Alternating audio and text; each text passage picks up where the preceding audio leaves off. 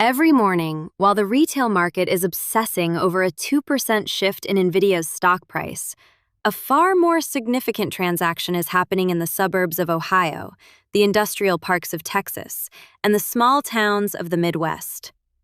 $10 trillion. That is the estimated value of the silver tsunami, the massive wave of baby boomer-owned businesses currently hitting the market as the founders reach retirement age. But here's the catch. The best ones never make it to a public listing. If you're looking on a brokerage site, you're looking at the leftovers. To find the gold, you have to find the owners who haven't even told their wives they're ready to sell yet. I'm Sloane Sterling, and this is The Deal Architect. Today, we're joined by Mark Thorne, a managing director at one of the top M&A advisory firms in the country.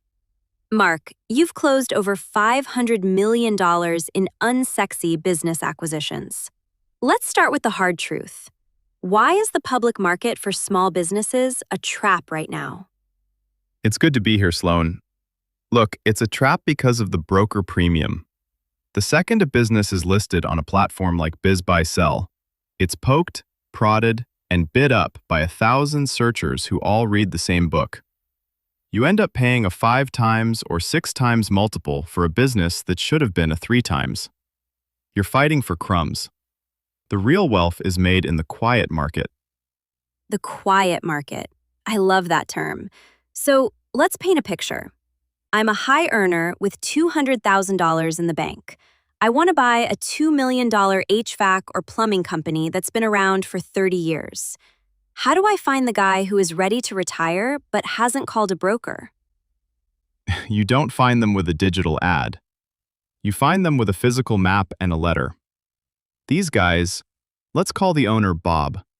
Bob is 68 years old. He's been waking up at 5 a.m. for 40 years. He's tired. His kids are doctors or lawyers. They don't want his dirty business. But Bob is proud. He doesn't want a for sale sign because he's afraid his competitors will steal his customers and his employees will quit. So discretion is the currency. Exactly. You reach out directly. You send a letter that says, "I'm not a private equity shark. I'm an individual looking to preserve a legacy. I want to be the guy you hand the keys to so you can finally go to your lake house." When you bypass the broker, you're not just saving the 10% commission, you're building a relationship. And in this niche, relationship is the only thing that closes the deal. Let's talk about the math, because that's where the architect side of this comes in. When you find an off-market deal from a retiring owner, the valuation changes. Walk us through a typical silver tsunami deal structure. Right, so let's say the business does $600,000 in SDE. That's seller's discretionary earnings. On the open market, that sells for $2.4 million. Off market, because there's no bidding war and the owner just wants a good guy to take over, you might get it for $1.5 million. That's a massive gap. It's life-changing. Now here's the kicker. The SBA 7A loan. The bank will lend you 90% of that $1.5 million. You put down $150,000. You now own a business that pays you $600,000 a year. After you pay the debt service to the bank, you're putting roughly $350,000 a year in your pocket. You just turned $150,000 into a $350,000 annual salary. Where else can you get a 230% cash-on-cash return? You can't. Not in real estate, and certainly not in the S&P. But Mark, there's a risk here. If I buy Bob's business and Bob is the business, if he's the only one who knows how to fix the machines or talk to the clients, the moment he leaves for Florida, the business dies. How do we architect the transition so the value stays when the founder leaves? That's the golden handshake phase. You don't let Bob leave on day one. You bake it into the deal.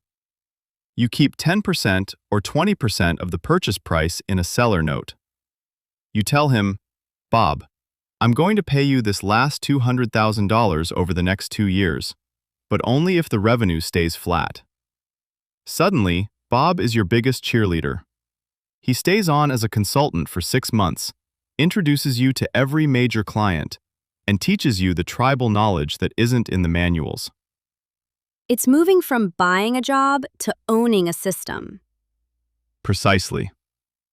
Mark, if you could give one piece of advice to someone who is sitting in a corporate office right now, looking at these retiring owners and wondering if they have what it takes to step into those shoes, what is it? Don't wait for the perfect deal.